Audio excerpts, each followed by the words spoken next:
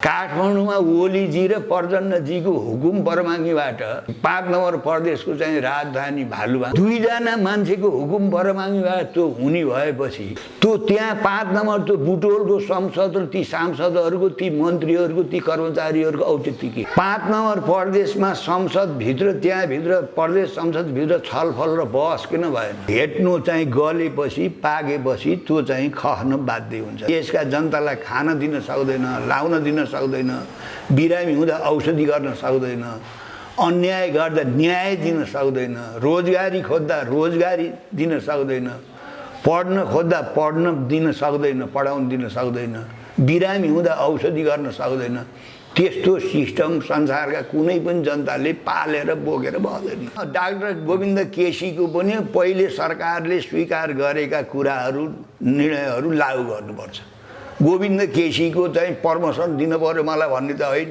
हजारौं मान्छे दैनिक रत्न पार्कमा प्लास्टिकको टपरी लिएर कुन दाताले के खान देला के बाँडेर प्राण थामौँला भनेर आफूलाई नाम कम्युनिस्ट राख्ने भोका नाङ्गा जनताका चाहिँ प्रतिनिधि हुँ भन्ने नेता हुँ भन्ने सरकार हो भन्ने तर ती हजारौं हजार ती भोका नाङ्गा जनताको त्यो बिजोग उसको ध्यानै पुगेको छैन नेपाली जनताले यति धेरै सांसदहरू यति ठुलो मन्त्रीको सङ्ख्या पाल्न सक्दैन 8 ठाउँमा सरकार छ 8 ठाउँ चाहिँ संसद छ उति नै कर्मचारी छन् ल तपाईले के को आय स्रोतले यत्रो चाहिँ खर्च धान्नुहुन्छ विदेशीहरूले लाए पुगेसम्म यहाँ उपद्रव मचाइरहन यहाँ अस्थिर बनाइरहन यहाँ तपाईँ चाहिँ तराई र पहाडको बिचमा अन्तर्द्वन्द्व बढाइरहन जातिको बिचमा अन्तरसङ्घर्ष बढाइरहन उनीहरूले सकेसम्म त्यो यो जसलाई उनीहरूले सङ्घीयता बोकाए ती बोक्ने भरियाहरूले सिद्धिमिति तपाईँको चाहिँ नि अब जनताको ठुलो दबाब नआइकन ल सङ्घीयता सकिएन भन्न सक्दैन एमसिसी आएको त अमेरिकनहरूले यहाँ चाहिँ चीनलाई घेर्नको लागि सैनिक अखडा बनाउन नै एमसिसी ल्याउने हो जनतालाई आपद विपद परेको बेलामा भने औषधि किन्ने बेलामा भ्रष्टाचार गरे माथि जब केन्द्र चाहिँ सङ्लो हुन्न भने छ प्रदेशमा पनि भ्रष्टाचार गरिरहेछन् स्थानीय निकायमा भ्रष्टाचार गरिरहेछन् laligulaas.com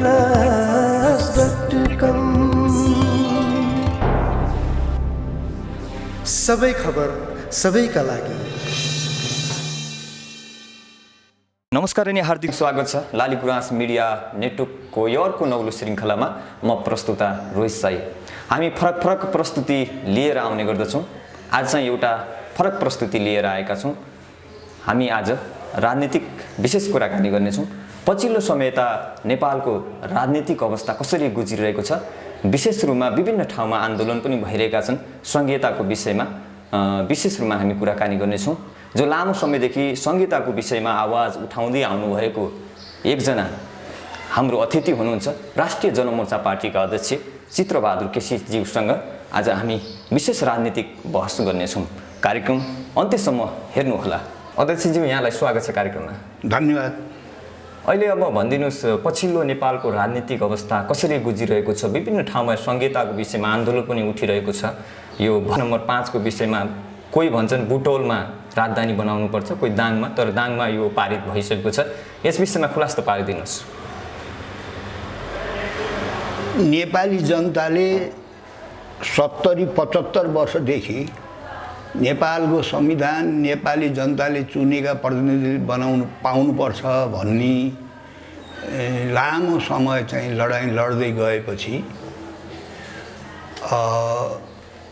2064 सालमा गएर संविधान सभाद्वारा संविधान बनाउने कुरा सहमत भयो र त्यो संविधान बनाउने बेलामा नेपालले थेग्नै नसक्ने नेपाललाई चाहिँदै नचाहिने अब सङ्घीयता चाहिँ संविधानमा सामेल गरियो अब अहिलेको संविधानमा धेरै सकारात्मक कुराहरू छन् गणतन्त्र छ धर्मनिरपेक्षता छ समानुपातिक छ समावेशी छ कतिपय चाहिँ अब दलित महिला मधेसी अब विभिन्न आयोगहरूको व्यवस्था छ, धेरै जनताका चाहिँ अधिकारहरू सुनिश्चित गरिएछन्। अब त्यहाँभित्र चाहिँ के घुसाइयो भने सङ्घीय प्रणाली घुसाइयो। सङ्घीय प्रणाली नेपाली काङ्ग्रेसको लामो राजनीतिक आन्दोलन इतिहासमा नेपाली काङ्ग्रेसले कहिले पनि त्यो कुरा उठाएको कुरा होइन, तत्कालीन एमालेले नि यो कुरा उठाएको होइन। पहिले सुरुको पहिलो चाहिँ प्रजा परिषदले पनि नेपालमा संहिता चाहिन्छ भनेर कहिले उठाएको कुरा थिएन। तर त्यो नेपालमा चाहिँ अब एकातिर माओवादीको द्वन्द्व, राज्य र माओवादीको बिचमा, त्यसपछि उनीहरूलाई चाहिँ मूलधारमा ल्याउने नाममा बाह्य शक्तिहरूले नेपाललाई चाहिँदै नचाहिएको, नेपालले थेग्नै नसक्ने, नेपाललाई आवश्यकै नभएको संविधानमा चाहिँ सङ्घीय प्रणाली सामेल गरे। त्यो संविधान सभामा संविधान निर्माण गर्दाका बखत संविधान सभामा 31वटा पार्टी थिए। त्यो 31वटा पार्टीमा 30वटा पार्टी नेपालमा सङ्घीयता चाहिन्छ, नेपालको गरिबी, नेपालको अशिक्षा, नेपालको बेरोजगारी, नेपालीहरूको एकता यही सङ्घीयताले जोड्छ भनेर धेरै नेताहरू चिच्याए। वास्तवमा त्यो उनीहरूको आवाज थिएन। तपाईँहरूको त पार्टी होइन, पहिलेदेखि संहिताको विरोध गर्दै आउनुभएको हो, अहिले नतिजा देखिएको छ नि। होइन, नेपालमा संहिता कुनै मूल्यमा नि हुँदैन भनेर दृढतापूर्वक चाहिँ संविधान सभामा आवाज उठाउने हाम्रो मात्रै पार्टी हो, एक्लै। 30वटा पार्टी एकातिर, राष्ट्रिय जनमोर्चा एक्लै एकातिर। संहिता यो मुलुकमा हुन्न भनेर हामीले चाहिँ विमति राख्दाखेरि हामीलाई ठाउँ ठाउँमा कुटपिट गरे होइन। काठमाडौँ जस्तो ठाउँमा हाम्रा साथीहरू नाकै पनि काटिदिए। त्यस कारणले अझ सङ्घीयता त जातीय सङ्घीयता ल्याउने कुरा थियो, ठुलो योजना त। तराईलाई चाहिँ महाकालीदेखि मेचीदेखि महाकालीसम्म तराईको चाहिँ समथर भूभाग पहाडबाट अलग्गै गर्ने योजना थियो यो सङ्घीयता। 12-14वटा चाहिँ जातीय राज्य चाहिँ भौगोलिक र जातीय राज्य बनाउने योजना थियो।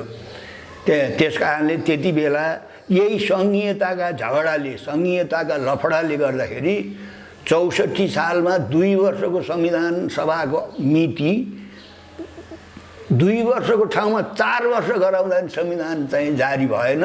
नेपाली जनताको खर्बौँ रुपियाँ चाहिँ संविधान निर्माण लेख्ने नाममा खर्च भयो, तर संविधान जारी भएन। फेरि अर्कोचोटि संविधान सभा गराउनु पर्यो।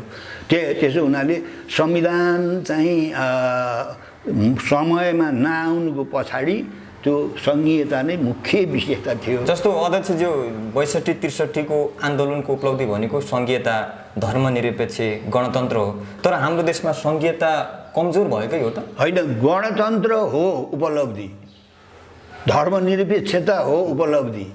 कतिपय त्यहाँ संविधानमा व्यवस्था गरिएका चाहिँ प्रजातान्त्रिक जनताका हक अधिकार त्यो चाहिँ उपलब्धि हो। सङ्घीयता त त्यो चाहिँ खतरा हो नि। सङ्घीयता त चाहिँ नेपाली समाजलाई विभाजन गर्ने, तराई र पहाडका बिचमा चाहिँ द्वन्द्व बढाउने, जातिको बिचमा घृणा फैलाउने, यो त बाह्य शक्तिहरूले यहाँका पार्टीहरूलाई बोकाएको भारी हो। यो भारी अहिले यिनीहरूले चाहिँ न चाहिँ बोकेर हिँड्न सक्छन्, न यिनले चाहिँ यो भारी बिसाउन सक्छन्। अहिले राष्ट्रमा परेको एउटा सबभन्दा समस्या, संविधान जारी गरेको यति लामो समयसम्म प्रदेशको नामसम्म जुराउन नसकेर बिजोग छ। त्यो भर्खरै यो लुम्बिनी प्रदेश हो। हाम्रो पार्टीले त्यति बेला संविधान सभामा संविधान भन्दाखेरि दिएको सुझाव के हो भने प्रजातान्त्रिक विकेन्द्रीकरण गरौँ, सिंहदरबारमा रहेको प्रतिक्रियावादी एकात्मक भ्रष्ट सामन्ती शासन प्रणालीलाई चाहिँ अन्त्य गरौँ, राज्यको पुनर्संरचना गर्नै पर्छ। एकात्मक प्रदेशमा नि प्रदेश बनाउन सकिन्छ, एकात्मक प्रणालीमा नि प्रदेश 7वटा गराउँ। ती प्रदेशहरूको नाम चाहिँ हामीले जो सुझाव गरेका छौँ, तपाईँले चाहिँ विचार गर्नुहोस्। त्यति बेला हामीले 7वटा प्रदेश हुनुपर्छ, सङ्घात्मक प्रदेश होइन। तर 7वटा प्रदेश नै छ नि त तपाईँहरूको? हो, 7वटा प्रदेश मात्रै होइन, त्यो ठुला पार्टीले त 14 प्रदेश, 15 प्रदेश, 11 प्रदेशमा मारामार गरेका थिए। राष्ट्रिय जनमोर्चाले पेश गर्यो 7वटा प्रदेश। त्यो प्रदेश चाहिँ सङ्घात्मक प्रदेश होइन, एकात्मक प्रदेश। प्रदेशभित्र जिल्लालाई समन्वय गर्नको लागि कुनै राजनीतिक एउटा प्रशासनिक संयन्त्र भए हुन्छ। अहिले भन्नुहोस् त त्यो 8 ठाउँमा संसद, त्यहाँको चाहिँ मन्त्रीमण्डल, त्यो त्यत्रो भारी जनताले कसरी बोक्ने? अझ हामीले प्रदेशको नाम के राखेको थियौँ थाहा छ? कर्णाली राख्नुपर्छ भनेको थियौँ, लुम्बिनी राख्नुपर्छ भनेको थियौँ, गण्डकी राख्नुपर्छ भनेको थियौँ। भनेपछि 7वटा मध्ये 3वटा नाम त राष्ट्रिय जनमोर्चाले पेश गरेको नाम यिनले बाध्य भएर राख्नु पर्यो। अहिले तपाईँले भनेअनुसार यो प्रदेश नम्बर 5 लुम्बिनी त राखियो नि होइन? आयो, तर त्यहाँ विरोध भइरहेको छ। त्यहाँ विरोध के भयो भने यो प्रदेश र चाहिँ नामको चाहिँ टुङ्गो कसरी लाउने भन्ने जो विवाद थियो संविधान सभामा, हाम्रो पार्टीले स्पष्ट के गर्यो भने विभिन्न विज्ञहरूको अधिकार सम्पन्न आयोग बनाएर त्यो आयोगले त्यो प्रदेशभित्रको सबै भूगोल, अर्थतन्त्र अनि यातायात, जाति, सामाजिक सबैलाई अध्ययन गरेर अधिकार सम्पन्न आयोगले त्यो चाहिँ प्रदेशको सदरमुकाम कहाँ राख्ने भन्ने कुरा चाहिँ नि त्यो अधिकार सम्पन्न आयोगलाई दिनुपर्छ। राजनीतिक पार्टीहरूले त के गर्छन् भने चुनावको बेलामा जे पनि भन्छन्। अब अहिले 5 नम्बर प्रदेशको दुर्दशा हेर्नुहोस् त। एक थरीले अब दाङका नेताहरूले चाहिँ दाङमा हामीले चाहिँ प्रदेशको राजधानी ल्याउँछौँ भनेर 74 मा जनतालाई उचाले। रूपन्देहीका नेताहरूले चाहिँ हामीले बुटोलमा बनाउँछौँ राजधानी, भोट हामीलाई दिनुहोस् भनेर त्यसरी ठगे।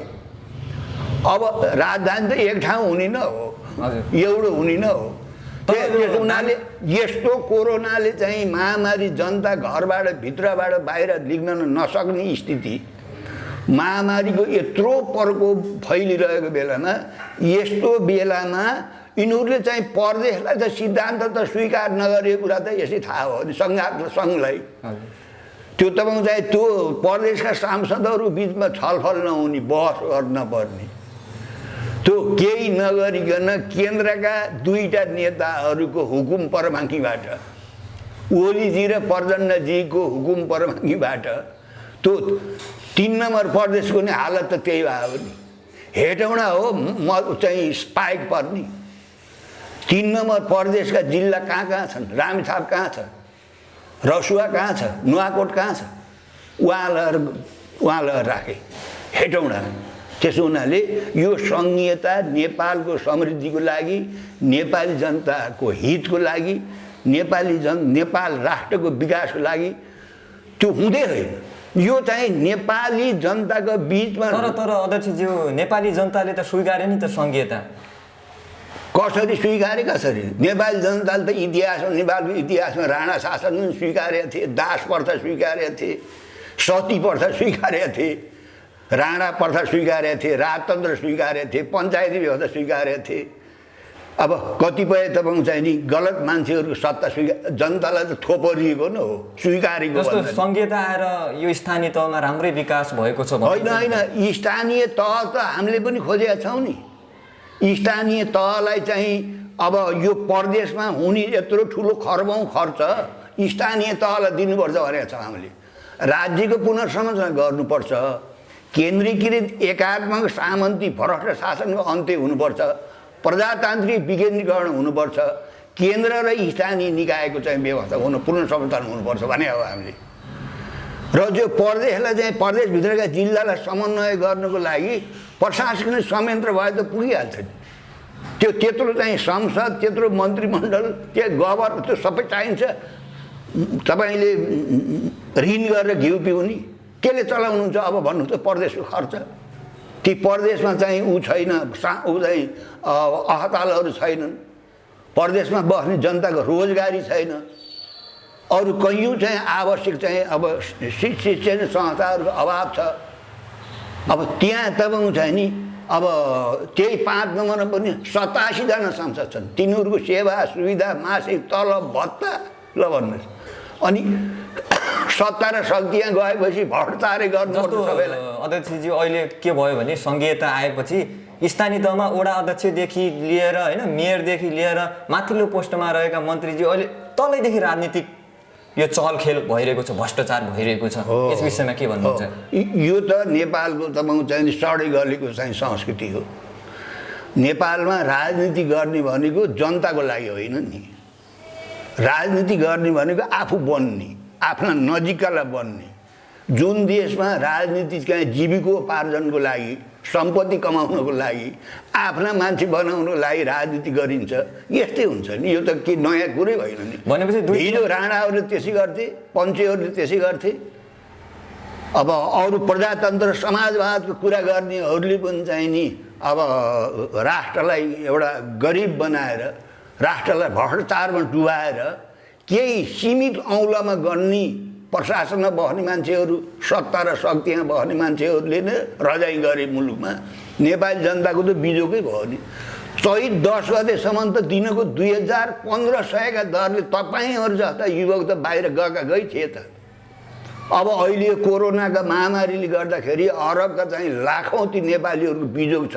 सरकारले यहाँ ल्याउन पनि सकेको छैन। त्यो अरबमा बितेर परेकालाई यहाँ ल्याइ पुर्याउन 12 वर्ष लाग्छ सरकारलाई अहिले पनि। त्यो खुबी छैन। जस्तो यो कोरोना महामारीको बिचमा धेरै भ्रष्टाचार भयो। अर्थमन्त्री युवराज खतिवडाले धेरै भ्रष्टाचार गरे, तर उहाँलाई अहिले यो नियुक्ति गरेको छ नि राजनीतिमा।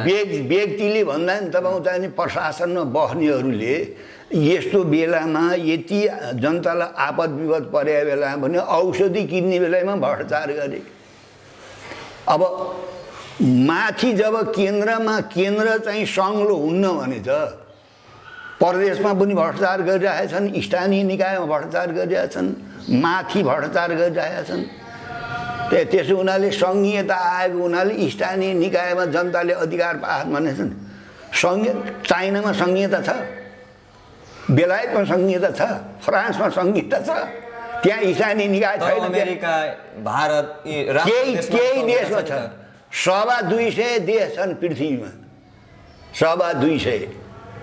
त्यसमध्ये मुस्किलले 27-28 देशमा छन् सङ्घीयता। 5-6 देशमा सङ्घीयता सफल भएको छ, अन्त चाहिँ सङ्घीयताले हावा खाएको छ। त्यस कारणले नेपाल जस्तो कमजोर देश, भारतबाट 3तिरबाट घेरिएको देश, जहाँ चाहिँ भारतीयहरू अरू विदेशीहरूको यहाँ लाखौँ गहिरो लगाइरहन्छ नागरिकताको लागि, नागरिक लिनको लागि, यहाँको प्राकृतिक साधन स्रोतमा दाइँ हालेका छन् विदेशीहरूले। यस्तो कमजोर मुलुक अब अहिले तपाईँको चाहिँ यो 8-8 ठाउँमा सरकार छ, 8-8 ठाउँ चाहिँ संसद छ, उति नै कर्मचारी छन्। ल तपाईँले के को आय स्रोतले यत्रो चाहिँ खर्च धान्नुहुन्छ? ल मलाई बताउनुहोस् त। यिनले जवाफ दिनु पर्दैन जनतालाई? ऋण गरेर विश्व ब्याङ्क अन्तर्राष्ट्रिय शक्तिबाट पैसा साबाट ऋण काटेर ल्याएर। जस्तो अब एमसिसी आएपछि यो सल्भ हुन्छ भनिएको छ नि। एमसिसी आएको त अमेरिकनहरूले यहाँ चाहिँ चीनलाई घेर्नको लागि सैनिक अखडा बनाउन नै एमसिसी ल्याउने हो। होइन, आर्थिक अवस्था सुदृढ हुन्छ होइन। अहिलेसम्म 7 सालपछि, 7 सालदेखि अहिलेसम्म 10औं खर्ब आयो होला वैदेशिक सहायता, वैदेशिक ऋण। आज चाहिँ लाखौँ लाख नेपालीहरू चाहिँ संसारभरि किन बिजोग छ, किन चाहिँ जानु परेछ? तपाईँहरू जस्ता युवकहरू त्यो दलाललाई चाहिँ लाखौँ रुपियाँ घुस खुवाएर पैसा तिरेर सरकारसँग लाइसेन्स लिएर तपाईँहरू किन चाहिँ हिँडिरहनुपर्छ? विदेशीले त यहाँ त आर्थिक सहायता ऋणको रूपमा दिएको छ नि त। सत्ता र शक्तिमा बस्ने मान्छेहरूको विकास भएर मात्रै हुन्छ, उनीहरूको मात्रै प्रगति भएर हुन्छ, जनताको चाहिँ प्रगति हुनु पर्दैन। अझ अहिले त यो कोरोनाले त झन् चाहिँ काटियो घाउमा चाहिँ नुन चुक लाउने कुरा भयो। बाहिरबाट चाहिँ 8-10 अरब खरब चाहिँ आउँथ्यो रेमिटेन्सबाट, र त्यसले यहाँबाट चाहिँ मन्त्री हुने, सांसद हुने, प्रशासनमा बस्नेहरूलाई गाडी किन्न, महल बनाउन, सम्पत्ति थुपार्न सजिलो भएको थियो। अब त मुहान सुक्यो त।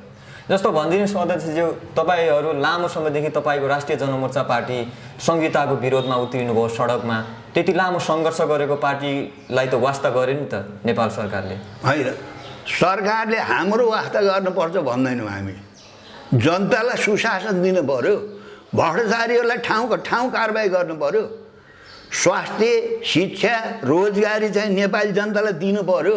राष्ट्रिय जनमोर्चालाई केही दिनु परेन। हाम्रो माग त त्यो हो नि। र चाहिँ यो मुलुक बचाउने हो भने, मुलुक नेपाल चाहिँ जोगाउने हो भने अब पहिलो काम नेपाली जनता सडकमा निक्लनुपर्छ त त्यो प्रादेशिक सङ्घीयता खारेज गर्नुपर्छ। हाम्रो माग यो हो, त्यो माग हो हामीले सरकारसँग माग गरेको। हामीले छुट्टै सरकारसँग माग गरेका छैनौँ। यो अहिलेको यो कोरोनाका बेलामा अब हजारौँ मान्छे दैनिक रत्न पार्कमा प्लास्टिकको टपरी लिएर कुन दाताले के खान देला, के बाँडेर पराम थामौँला भनेर तपाईँ नारायणघाट जानुहोस्, तराईतिर त्यो त जानुहोस्। हामीले देखेकै छौँ।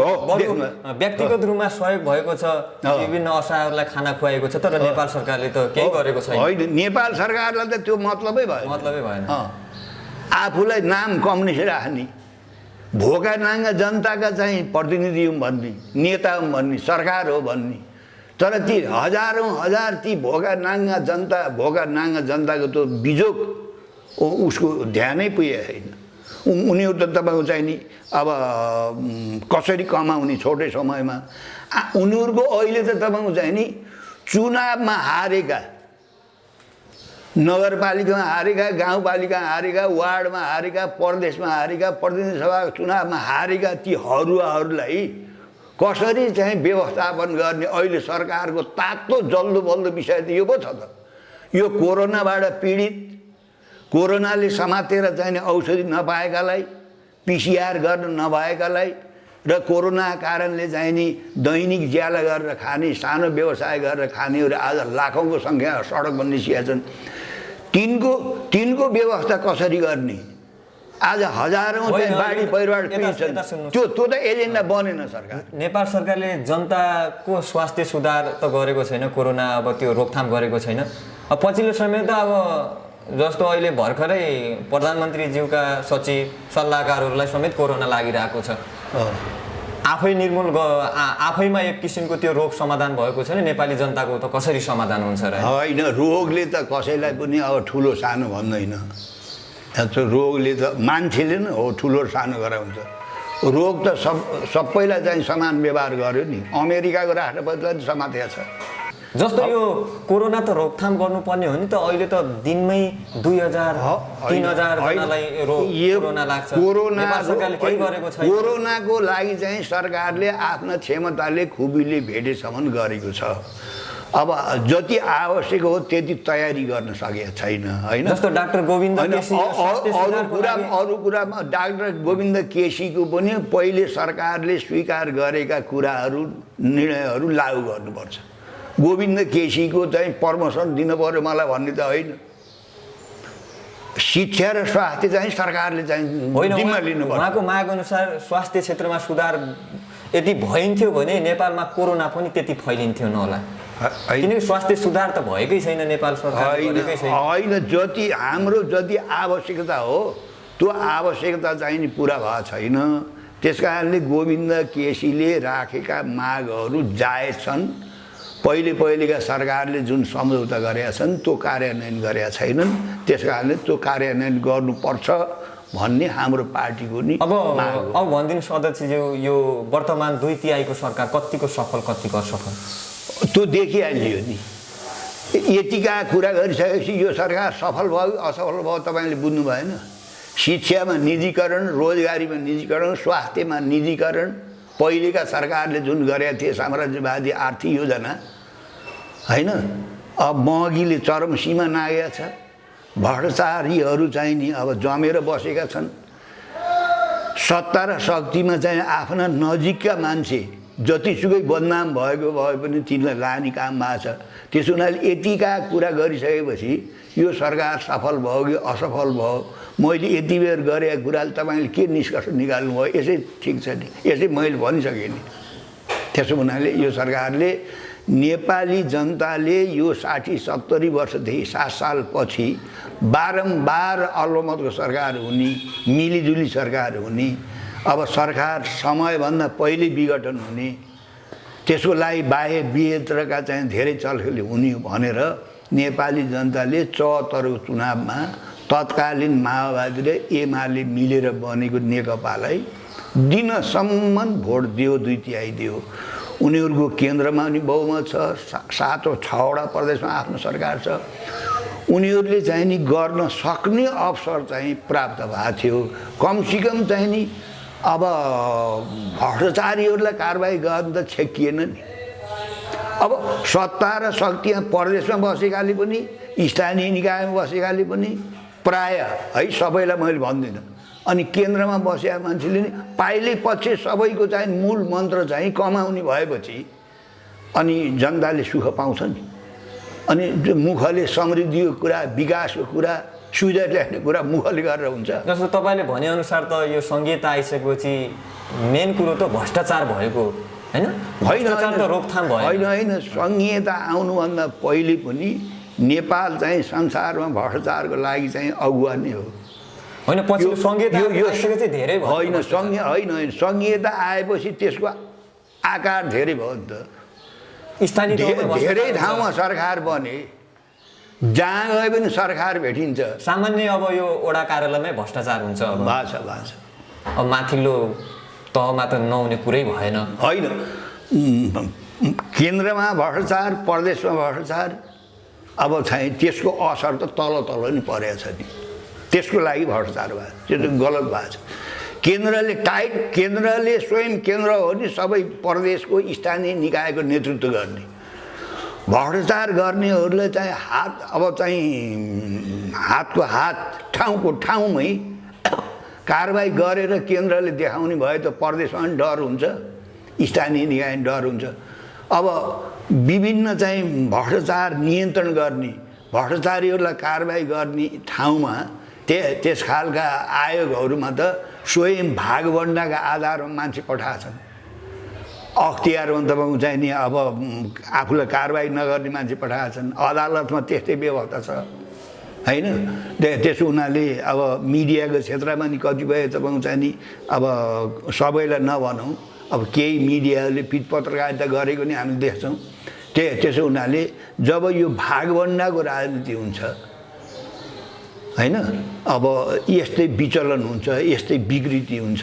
त्यस कारणले त्यो संहिता आउनुभन्दा पहिले भ्रष्टाचार थिएन भन्ने कुरा थिएन। भ्रष्टाचार त निरन्तर छ। यो एउटा विशेषता के छ भने तपाईँको चाहिँ नि कमसेकम भ्रष्टाचार भइसकेपछि प्रतिपक्षले यो विकृति विसङ्गति भ्रष्टाचारको विरुद्धमा उसले चाहिँ जोडदार आवाज उठाउन सक्नु पर्थ्यो। सकेन। ऊ किन सकेन भने ऊ आफू पनि हिजो सत्तामा बस्दाखेरि अनगिन्ती भ्रष्टाचारको दलदल फसेको छ। त्यसो भएर सत्ता पक्ष र प्रतिपक्षको एउटै कुरा चाहिँ मिलजुल छ। त्यो के हो भन्दाखेरि चाहिँ ठुला भ्रष्टाचारीहरूलाई कारबाही नगर्ने। अख्तियारले साना साना भ्रष्टाचारीहरू जसले 1500 खान्छन् होइन, अब सिपाही, अब खड्लार, सानातिना चाहिँ भ्रष्टाचारीहरू समातेको छ, मुद्दा पनि चलाएको छ। तर वाइड बडी काण्ड, ओम्नी काण्ड, अब त्यस्तै गरेर तपाईँ चाहिँ आयल निगमको जग्गा खरिद्दाखेरिको चाहिँ काण्ड, त्यति त्यो ठुला जुन काण्ड हो, सेक्युरिटी प्रेस किन्दाखेरिको त्यो काण्ड, ठुला अरब करोडका ती ठुला चाहिँ भ्रष्टाचार गर्नेहरूलाई अब उनीहरू चाहिँ सुरक्षित छन्। उनीहरू सुरक्षित चाहिँ सत्ता पक्ष र प्रतिपक्ष दुईटै मिलेर गरे हुनाले अब ती ठुला भ्रष्टाचारीहरू सुरक्षित छन्।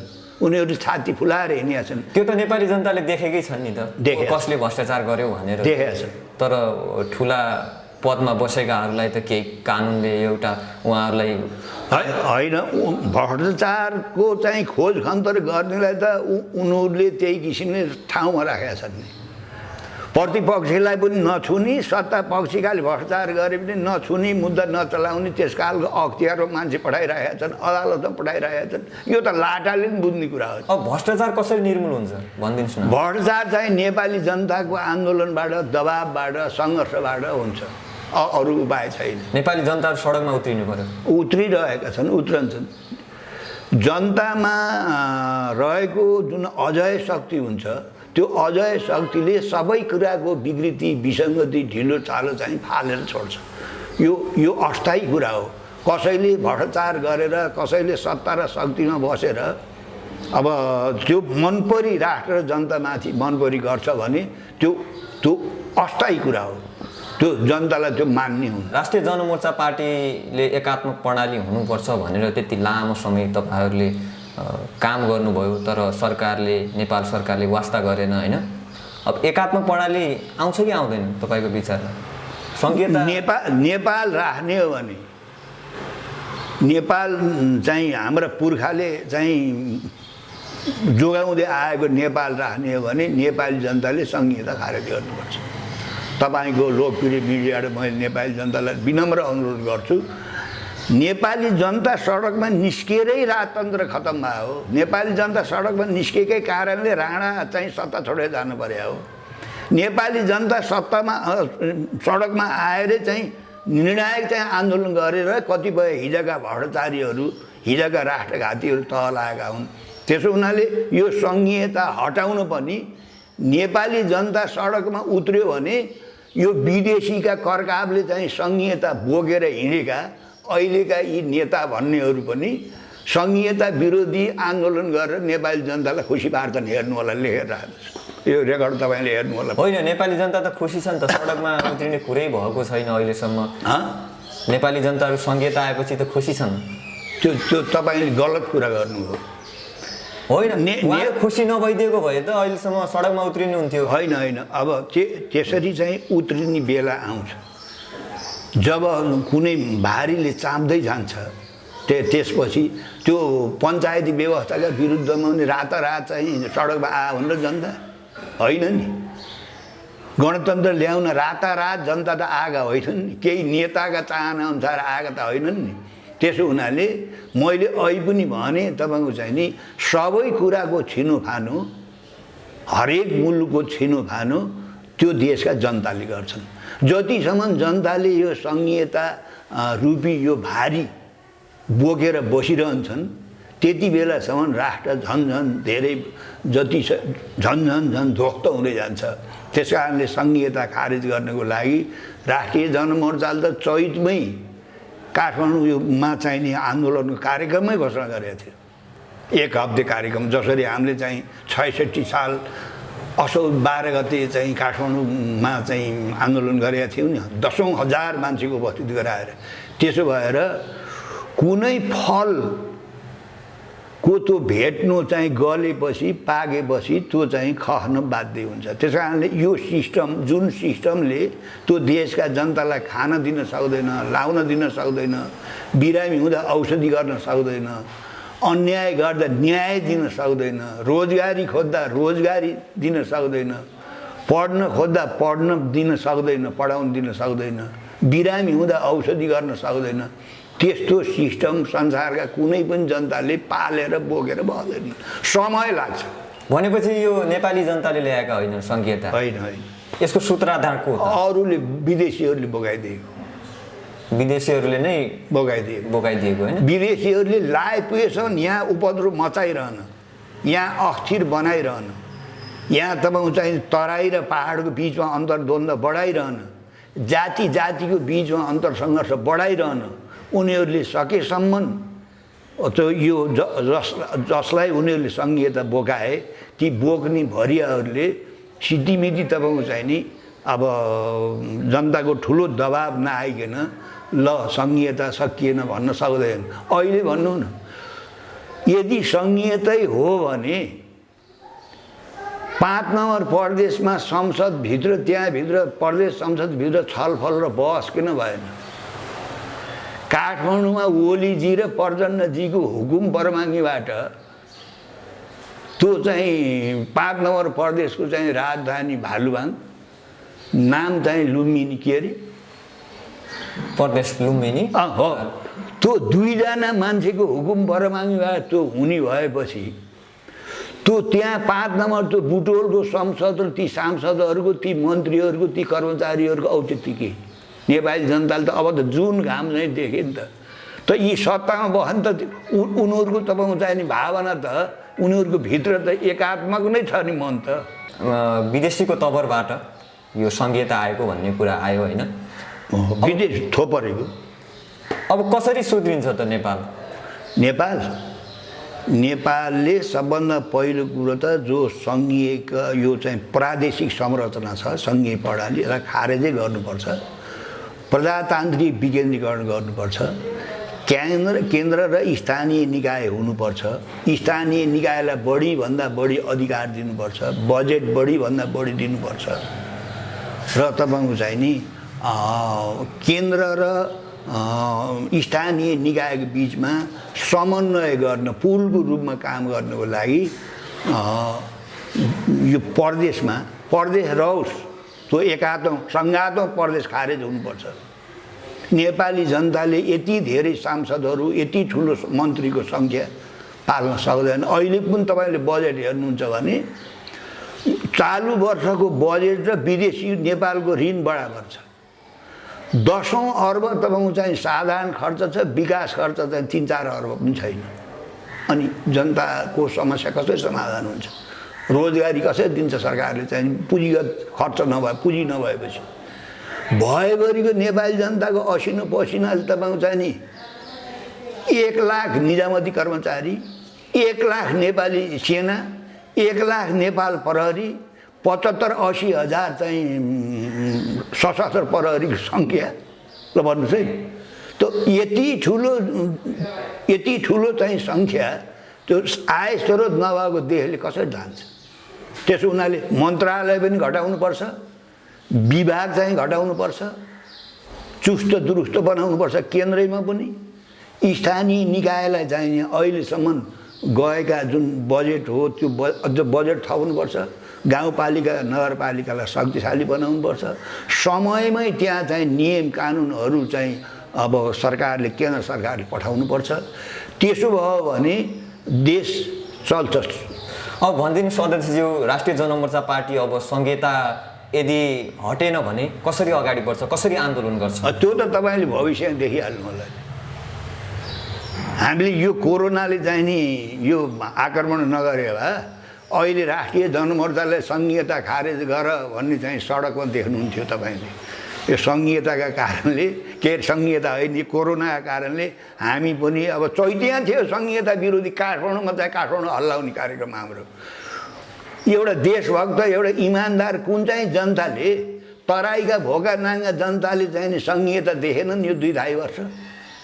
त्यहाँ हुने चाहिँ भ्रष्टाचार, त्यहाँ हुने चाहिँ बलात्कार, त्यहाँ हुने दाइजोको नामबाट हुने चाहिँ हत्या, पहाडमा तपाईँको चाहिँ तराईमा सबैतिर कुन खालको चाहिँ स्थिति छ भन्नुहोस् त। त्यसो भएको हुनाले यति छोटै समयमा संघीयता नेपाली जनता अगाडि यस्तो चाहिँ नाङ्गो हुन्छ, नाङ्गो बनाउँछन् यिनले भन्ने हामीले पनि आशा गरेका थिएनौँ। तर छोटै समयमा कोरोना निर्मूल भइसकेपछि तपाईँहरूको आन्दोलन अगाडि एकदमै हामीले चाहिँ कार्यक्रम बनिसकेका थियो। संघीयता खारेज हुनुपर्छ। यदि संघीयता खारेज भएन भने संघीयताले नेपाल खारेज गर्छ। हस्, आफ्नो अमूल्य समय र विचारको लागि यहाँलाई धेरै धेरै धन्यवाद। धन्यवाद। मलाई पनि आफ्नो पार्टीका विचार राख्ने अवसर दिनुभयो। यहाँहरूलाई धेरै धेरै धन्यवाद।